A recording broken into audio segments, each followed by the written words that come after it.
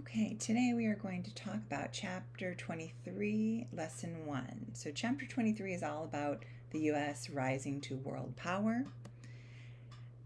And this particular one is going to be the start of that, which is because we are looking for new lands, and they call it new frontiers here.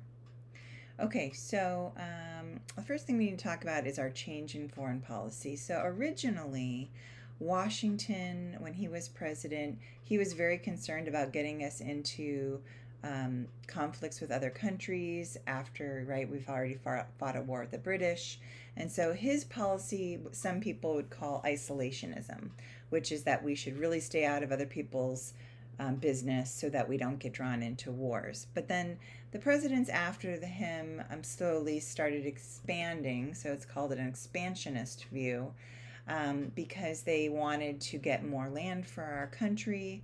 And we know that, right? We started moving west and south, and we got into war with Mexico to get more land, and we bought land with Louisiana Purchase, right? So we are interested in expanding our wealth and our power. And so this happens, and we're now talking in the 1800s. In the 1800s, we really want to expand outside of our borders too. We're already trading with China, and now we have a new interest in also trading with Japan. Now, Japan is known as a very isolationist country. They really keep to themselves.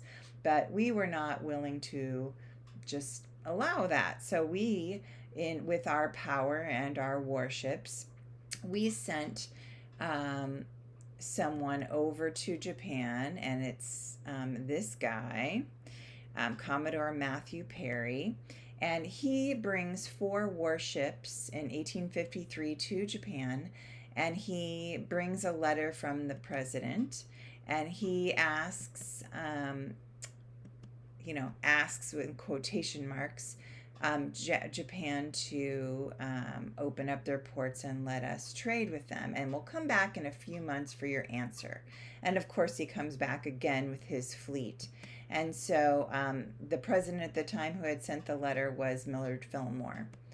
And so this is Millard Fillmore, we kind of bullied Japan into trading with us, because otherwise we're obviously bringing our fleet as a sign of power. Okay, so this ushers in a new time in the 1800s of what we call the age of imperialism, when we and other countries are really looking to expand their their trade in other parts of the world, and especially in Asia. We're competing with other European countries, and there's a time of empire building, trying to get economic and political control over weaker nations. So that's what imperialism is, when the stronger countries are trying to control the weaker ones, and for their own benefit. Okay, and so you can see in this political cartoon, it's supposed to be all the other major countries carving up China for their own good, and you can see there, hopefully, some of the different countries represented. All right, and then this, of course, is also going to be what ends up bringing on World War I. So why are they doing this? The countries want raw materials to make other new products, okay? So things that they can use that they don't have in their country, like precious metals, for example, okay?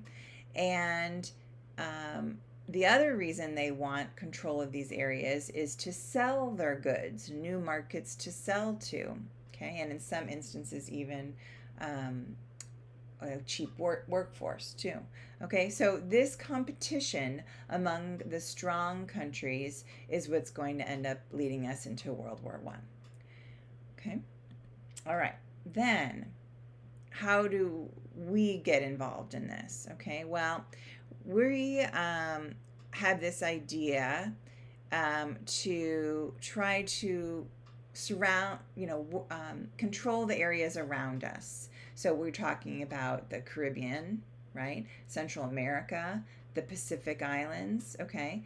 And one of the ideas that comes up is the purchase of Alaska. And Secretary of State at the time is Willard Seward, and he wants to have this American empire, and he does what he can to make that happen. He's always has these all grand ideas.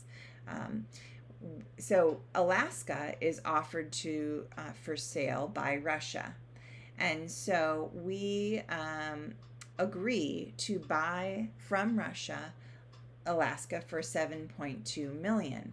And at the time, that's actually an extremely good deal. The land of Russia is like twice the size of Texas. So for the amount of land we get, that's actually quite a bargain for the time. But of course, imagine the people at the time. What, you're going to buy Alaska? Oh, and by the way, the reason it makes sense that it was controlled by Russia, look in the picture how close. There's only 3 miles across the Bering Strait there, where between Russia and Alaska. So it makes sense that they were the ones who had controlled it, right? All right, and so Seward gets made fun of quite a bit for purchasing this land. In the newspapers, they started calling it Seward's icebox. From a lot of people's point of view, Russia's a frozen wasteland, right? So why did you buy that? An icebox, remember back then, you maybe heard about it. It's an old-fashioned name for a refrigerator. The first kind of refrigerator was basically just a box with a big block of ice in it, and then they'd put things, that might spoil in there to try to keep them cold. Okay, so the first refrigerators. They also called it his Seward's folly, meaning a folly is like you're a fool, okay? Or they also called it a polar bear garden, and that's what this cartoon is supposed to be showing, right? And so that's supposed to be the Russians selling us this, great land. So he got made fun of a lot until gold was found in the 1890s. And as soon as gold is discovered, well, now then he doesn't look so foolish, right? And now it's worth something. And so Alaska becomes an official U.S. territory in 1912. Okay. All right, so that's an example of us trying to branch out. Besides economic reasons, and in fact, Seward for Russia, he didn't want Russia on our continent. He saw that they were a little too close to us, right, being there, and he wanted control of our continent. So that's one of the reasons he originally thought to buy that piece of land. All right, and other reasons. Well, people think at this time that we are the civilized ones.